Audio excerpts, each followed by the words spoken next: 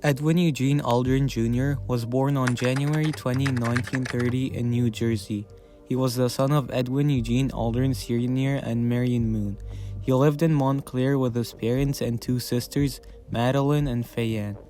Buzz's father was a very talented aviator and served the U.S. Army for both World War I and World War II.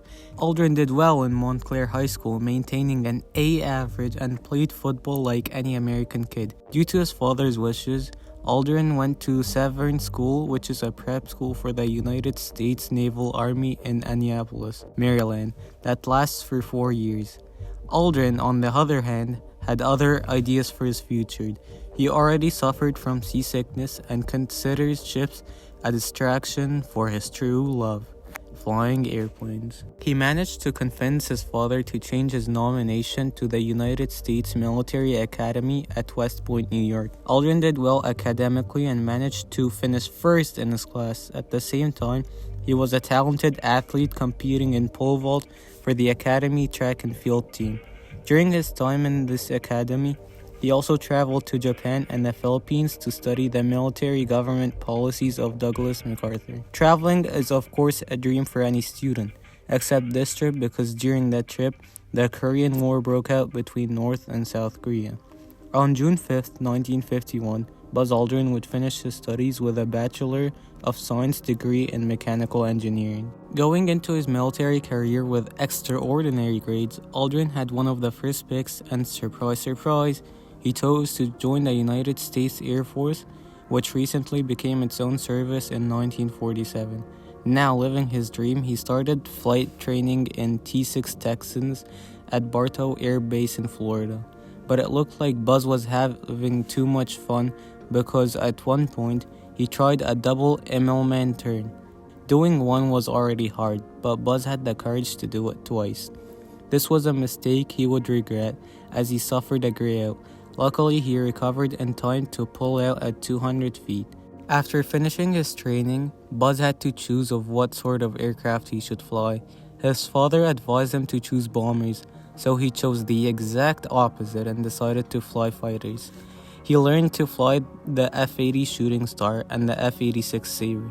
Like most jet fighter pilots of his era, he preferred the latter. In December 1952, Aldrin was assigned to the 16th Fighter Interceptor Squadron.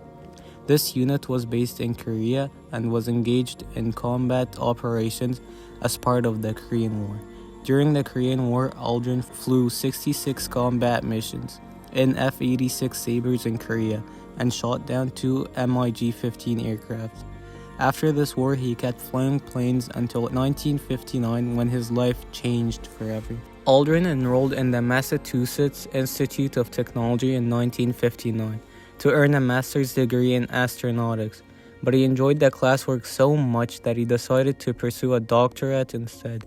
Buzz Aldrin had now a new dream to chase, becoming an astronaut.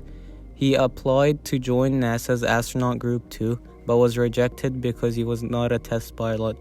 On May 15, 1963, NASA announced another round of selections. He applied to become part of NASA's Astronaut Group 3 and he was accepted. He went on to become an astronaut for the Gemini project and the Apollo program, where he was able to become the first person of 3 people to land on the moon, a giant accomplishment for mankind. Even though Buzz Aldrin accomplished his dreams and even exceeded his own dreams by becoming one of 3 to walk on the moon, Aldrin suffered from depression and alcoholism after leaving NASA. The reason for this depression was because there was no greater goals to achieve.